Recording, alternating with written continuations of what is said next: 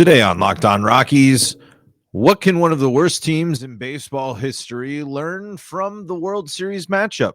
Let's talk about that, plus a crazy Rockies connection to the Blue Jays.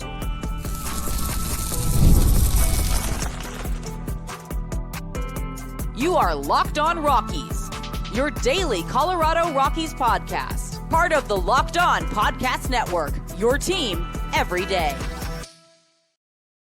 Rock on Rockies fans, welcome into the Locked On Rockies podcast for today, the 21st day of October in the year 2025. I'm your host of the Locked On Rockies podcast, Paul Holden, bringing you your daily Colorado Rockies talk right here on the Locked On Podcast Network, where you can find your team every day.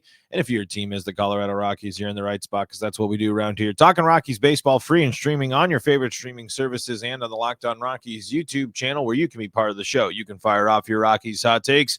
You can let me know what's on your mind when it comes to the Locked On Rockies podcast or the Rockies in general, because this offseason, I want to know what's on your mind. I mean, what are you thinking about as Rockies fans? It's a very interesting offseason, and now with the World Series set, we're going to take some takeaways from both of the Dodgers and the Blue Jays, who pull off the comeback. I shouldn't say the upset. They were favored going into the game, but pull off the comeback on a big thing. And how many times have we said it, man? Walks will haunt. We'll talk about that and more coming up on today's episode of Locked On Rockies. Before we dive into that, I want to let you know that I am Paul Holden, your Rockies fan extraordinaire. Been bringing you daily Rockies talk on the Locked On Podcast Network now for a few seasons, 4, I think, seasons now, going on 5. But want you to check out the Locked On Rockies YouTube channel. It really is. When you like the videos, when you subscribe, you really, really are helping the show. And today's episode is also brought to you by Gametime. Download the Gametime app, create an account, and use code LOCKEDONMLB for $20 off your first purchase. So, Blue Jays, Dodgers, and one of my first things that and to make this Rockies related here, I mean, I think one of the things I was just so impressed by watching the Mariners and Blue Jays series, and this goes for the Mariners in some cases too. Not always. They had some instances where they weren't as successful in this situation, but from top to bottom in that Blue Jays lineup, striking out just wasn't a thing. It was crazy to see a team that was so successful at drawing out long at bats, drawing out getting pitch counts up, drawing full counts, fouling off things to get their pitch, while also with the mix of being aggressive and jumping on pitches. The Blue Jays just being a team of professional hitters. In the ideal world, that's the dream for the Colorado Rockies. If you were able to wave a magic wand and take the Blue Jays lineup and put it at Coors Field, just mixed with everything, and the pitching staff, too, see what happens with that factor. That's a totally different thing that you can factor in. But you take that offense, and again, you could put it in any ballpark. It doesn't matter. But this is a team that dominated at home. This is a team that had professional hitters throughout the lineup. We were able to, again, like I said, get those long at-bats, foul off pitches, 10-pitch at-bats, 8-pitch at-bats, winning the 3-2 counts, limiting the strikeouts, being a team that's very difficult to strike out. When you're talking about the profile of a team that you would love to see for the Colorado Rockies, it would be that. A team that doesn't strike out, a team that has hitters across the board, a team that gets production, elite level production on offense from multiple guys, and has guys that are able to not strike out and have professional at-bats throughout the entire 1 through 9. And again, the regular season was probably different. I didn't watch all the Blue Jays this season, but in this big moment, in this big series against a great pitching staff, they didn't back down. And while we're talking about like the things to like learn from, and obviously be great if the like when you're looking for things to recreate, you need to find hitters that do what the Blue Jays hitters do. You need to create an offense like that. And obviously I'm sitting here probably, only looking at the rosy things here. But again, look at the other factors. Dominant at home. That's when the Rockies have been great. What have they been? Dominant at home. What do they have? A unique home environment that's supposed to favor offense and punish pitching. So again, if you're able to take a good pitching staff and put them in the ringer, not only through your offensive abilities, but through the more offensive centric ballpark, mixed with, depending on how much you buy into it and such, the the altitude and the fatigue factors as well, that does paint a pretty interesting picture of that would definitely work for the Rockies. And when you have an offense that can break out and have big innings in big moments like the Blue Jays have, setting up the 3-run home run from Springer with 2 walks. Obviously, there were some pitches there that not necessarily the most difficult takes, but being confident and being disciplined enough to take those pitches in those situations, to be patient. The Rockies, ultra aggressive, swinging, going down on 3 pitches. The Rockies not being able to put together those solid at-bats. That's what puts them behind, and that's what makes them not able to be a dominant offensive force. But when every single player on the Blue Jays lineup is giving every single Mariners pitcher fits outside the first 2 games, the last 5 games of the series, the Blue Jays were able to make the adjustments after seeing the pitching of the Mariners and were able to be successful in that way. And there's no doubt. Obviously, again, I understand that this is wishful thinking, but as the Rockies are now looking at step 1 of the rebuild, of forming an identity, the Blue Jays should be a team that you look at. And again, the Blue Jays are a team that have been in a division with people that spend a lot of money. And the Blue Jays have ended up spending, they've been a team that have been, willing to go out and bring free agents. They've been able to develop their own talent, signing, of course, they're the guys they really believe in, but they've certainly been at least rumored and connected to and signed, big name free agents in the offseason. There's an argument to be made that the Blue Jays could be it's not going to be 1-for-1, but it's how big truly is. And I get it. It's all of Canada, but it's an interesting market. And again, I argue that the Rockies have a certain, they have a landmass that they've lost now to the rest of especially the NL West, Dodgers just being a huge team and Arizona being in between. The Rockies missing out on geographically a bunch of places that they could have become the team for if they were a good baseball team. The Blue Jays might be we were talking last week about the models and who to look at. That would be a very interesting team. And again, I think, as you point, it wasn't a click that's in the Blue Jays organization right now. So that's one of my main, like just seeing an amazing offense. And on the flip side, seeing a Mariners offense that kind of paralleled the Rockies postseason rosters a little bit when you think about it. I just think it's just, as much as I was proven wrong this year, and again, admitting that I was totally wrong, that pitching continues to be the main need and the main focus for the Rockies. The key for the Rockies, the thing that will get them over the hump whenever they get to that eventual hump of getting into the postseason and then competing in the postseason, it's going to be a dominant, professional, great offense that leads the way. I just firmly believe that when you think about the success when the Rockies have had it, offense has just been such a major role. And I go back to my Mariner, the point here when I'm talking about the Mariners here, where you're talking about a lineup that's got some stars and some guys that can make impacts. huge names and guys that were great. The Rockies in their playoff runs, we're talking about, Charlie Blackmon performing. We're talking about Nolan Arenado. We're talking about Trevor Story. We're talking about DJ LeMahieu. And then what happened, right? Obviously, Tony Walters comes up with the big hit, but the Rockies had such a problem with the back end of their batting order in the big situations and in the big clutch moments. The Mariners were able to get a lot more clutch performances from their stars than the Rockies did in the postseason for the limited time that the Rockies were there. That's what big reason why the Rockies got swept out of there and didn't have a chance against the Brewers. And then also fell behind and were unable to keep up with the Diamondbacks in the one-game wild card playoff.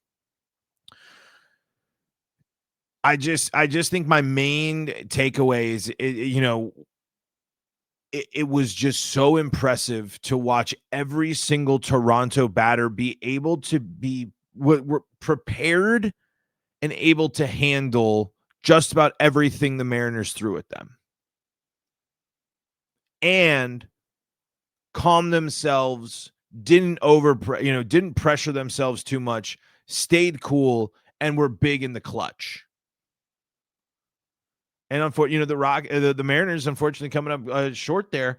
They left a lot of runners in scoring position. They had a lot of bad production from the bottom of their order. And we know how that goes as Rockies fans in the postseason, and it bit them there, mixed with incredible highs as well. If you're the Mariners, you're also facing a situation, I think, again, where the Rockies we're at where we say, we know that this is good. We need to double down and give it one. We need to fully invest and buy in and go all in on this. The Mariners are going to be in a situation where, they can sign Naylor, and I don't know who else is up, who else they need to sign or what else they need to do to bring back this team.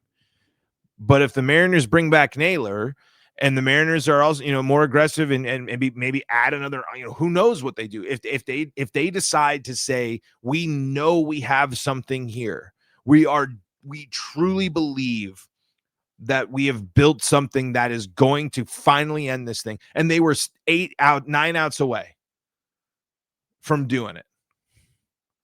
They were that close. It would be so foolish for the Mariners to bail on that, just as it was foolish for the Rockies to bail when they finally were building some back-to-back playoff appearances. And again, it flamed out. But when you're talking about the Mariners here, in that comparison, it's like you're that close.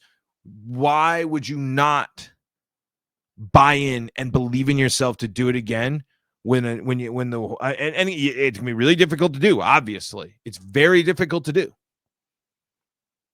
But the Dodgers just went to back-to-back World Series.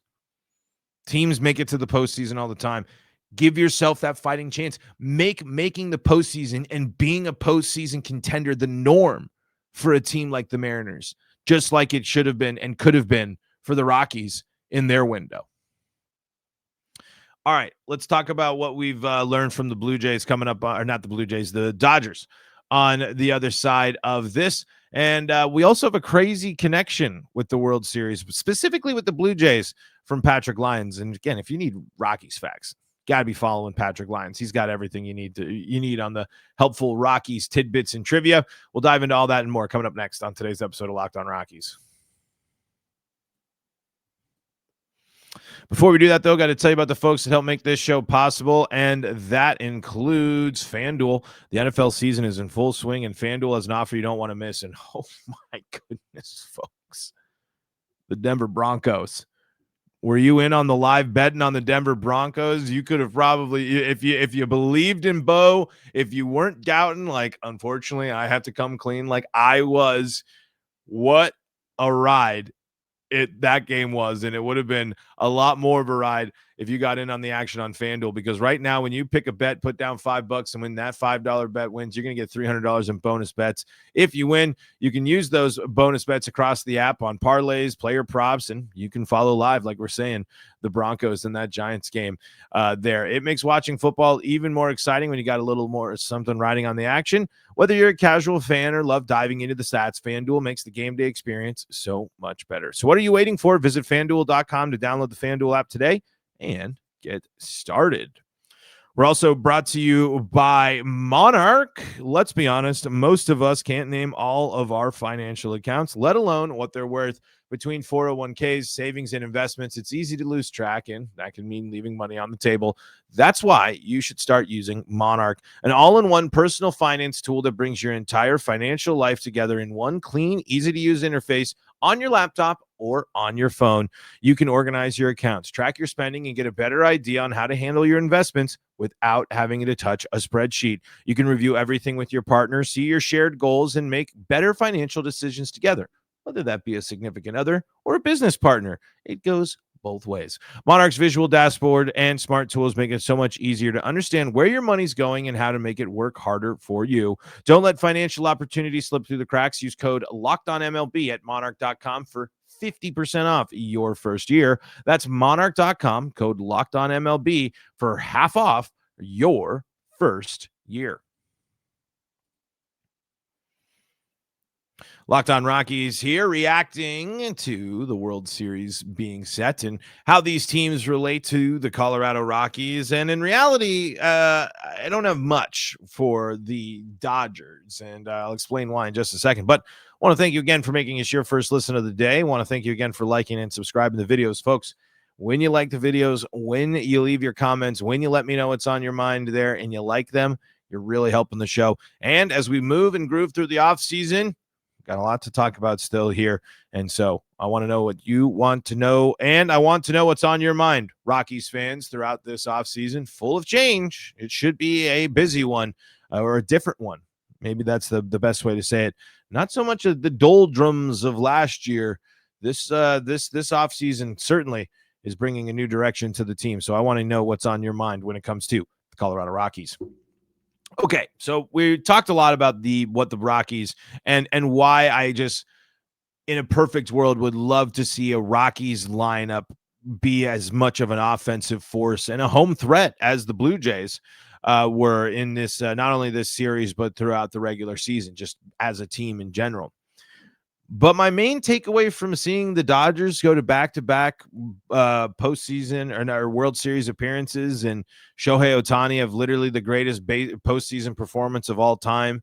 Again, I you can point to some stuff or, maybe 3 home run games and things, but you don't have 3 home run games and 10 strikeouts in the same game. I mean, hey, as much as I am not a Dodgers fan, as much as I do not root for the Dodgers or anything, I will not shy away from the greatness that is Shohei Ohtani.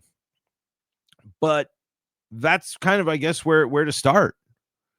The Dodgers, who are a divisional opponent of the Colorado Rockies, have set the standard of we do what it takes to win championships. Doesn't matter about the division, doesn't matter about the regular season. We have a philosophy and an approach that is going to make us a force to be reckoned with every single October, as long as we're healthy. Health is the Achilles heel of every sports team and every run ever for some team. I mean, in reality, they are stacked across the board, and none of this is new information to you, the Rockies fan. When we're talking about what can the Rockies learn from the Dodgers in this situation is learn that this is their standard. Learn that this is what it takes. And again, as much as great as the Championship League series was for the American League, the Dodgers made quick work of folks on the National League side. The Blue Jays will not be favored in this series. And if the Dodgers need to address problems in the offseason or address where they come up short here in this run that again leads them to the to the end of the postseason, no more short season quarantine, COVID jokes or anything like that. No more playoff choking jokes about the Dodgers here anymore. That is the team to beat. And I think is going to be right now. If you had, I think it can change. I think a wonderful matchup when you're talking about juggernaut teams. I think how this Blue Jays offense can attack this Dodgers pitching staff is going to be a fascinating watch, especially considering what that matchup, the Blue Jays being in a spot where they just saw such good pitching, now going up against another round of it. And on the flip side, can the Dodgers contain each of these offensive pieces going up against teams that might not have the same thump, but still plenty of firepower, right? To get there. Because they beat because Philly obviously was the team that you would argue with when you're talking about offensive weapons here. But this is going to be a really good matchup. And the Dodgers are obviously geared up to a position to do this. And so it just highlights how far the Rockies have to go in this area, but it also is just that reminder of this is Big Brother. I mean, and while you're forming this identity, you're going to have to find you're going to have to make part of your priority here somehow becoming a Dodgers killer. There's no answer to that situation right now. There's no answer to that question or that equation at this moment. But you're going to go through a lot of growing pains through this rebuild, and if things start rolling, and then maybe you might get there, but you're going to take your lumps along the way. But eventually, you're going to have to be able to seize that moment and seize that opportunity. And the Dodgers have been a team that have been so good at doing that. That's what obviously great teams do. That's what the multi-time champions do. It's what the continual postseason contenders do.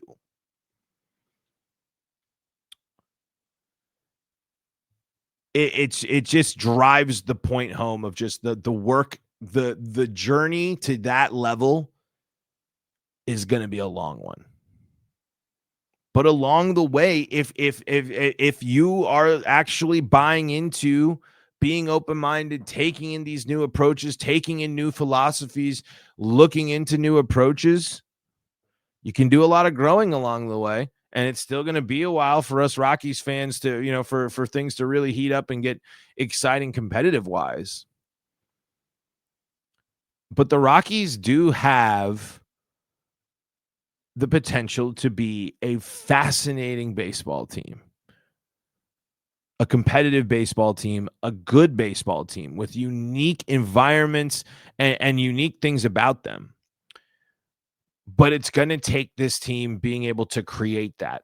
And as much as you want to just say the Dodgers, throw the money around, they still create it through their good farm system. They still create it through trades. They still create it, and they do create it through spending money and using their resources effectively. But every team should try to do the same thing with their resources. And it's not one for one, obviously. The Dodgers do have the advantage of the best, that TV deal, of course. But that can't be the excuse much longer. Eventually, I don't want to hear it. I want to see how are you going to combat it. It's kind of like the tush push. You just going to hope for a rule change, hope for a salary cap. That's going to be the thing that saves you. Just so you can justify not putting, being not only spending money, but spending money effectively on the right guys using, good approaches to free agency. Something the Rockies have struggled with. It's just kind of like, of course, it's the Dodgers, man. What else can you say? The Rockies could only dream to be like the Dodgers.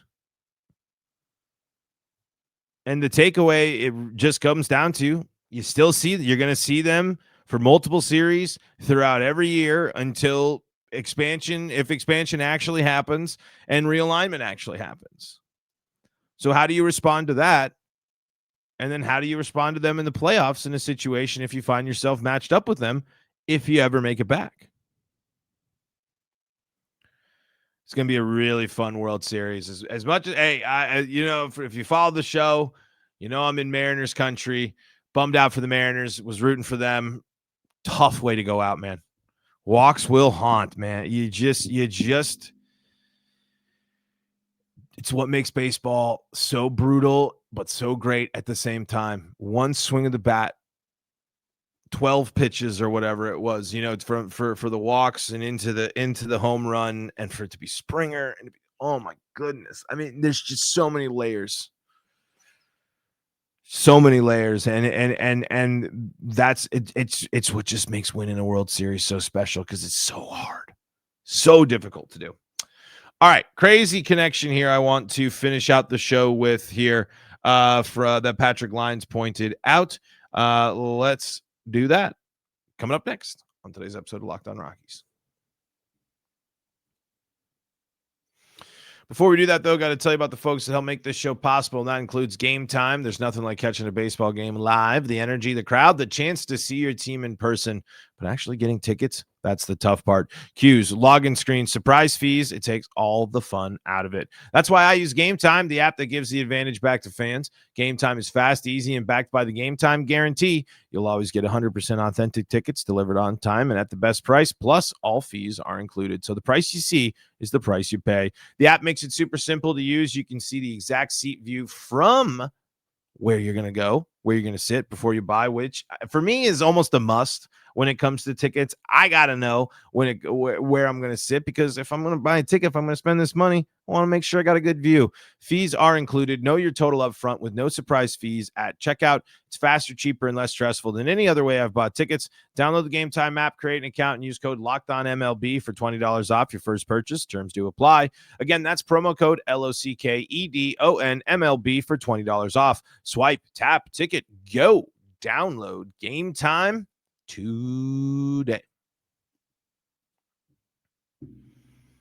All right, Locked On Rockies here, segment number 3, coming to a close on this episode of Locked On Rockies, the 21st day.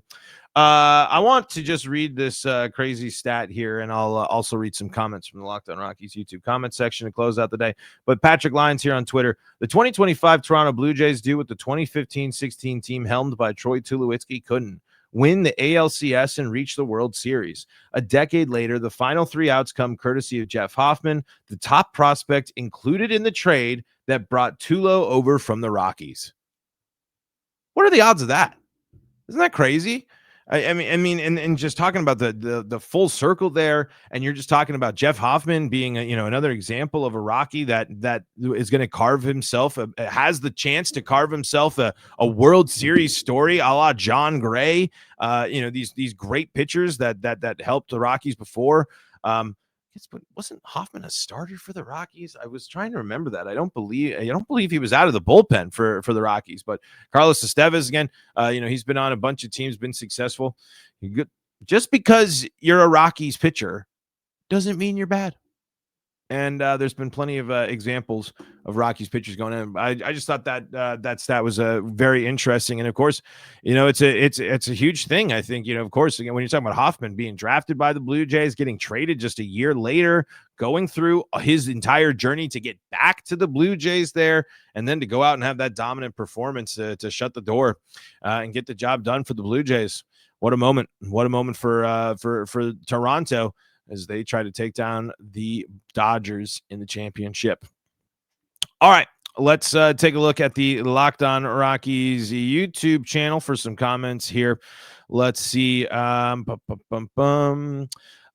says, I appreciate Sully's view that the Rockies team lacks major league talent. We have to reach in order to call 5 of our position players MLB caliber: Goodman, Tovar, Doyle, Moniak, Beck. And Rockies fans are so sick, that we're ready to run this exact same outfield for 2026 after the worst season in baseball history. And this is a question for this is a topic for a bigger time.